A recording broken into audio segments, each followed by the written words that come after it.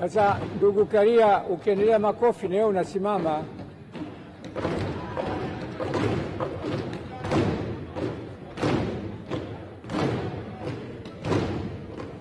Asanteni. Hiyo ndio heshima ambayo unapewa na Bunge. Haya, mambo mazuri yanakuja. Injinia Hersi Saidi, rais wa klabu ya Yanga.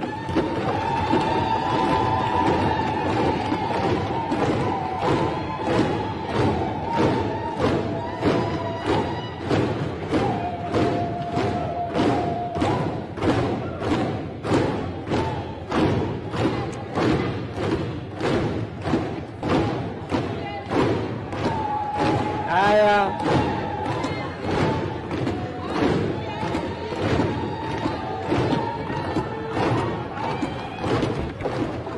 jadi kelele.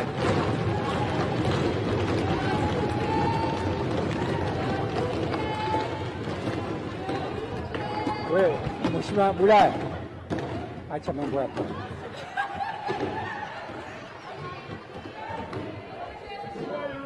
Hatuchezi.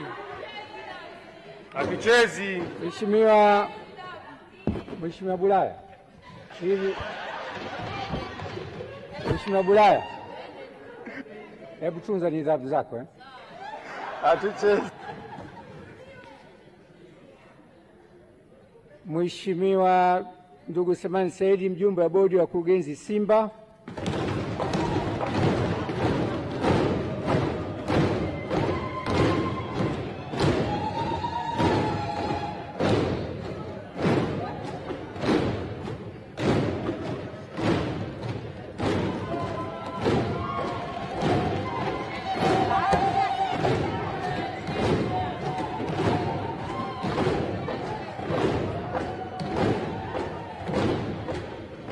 Asanteni.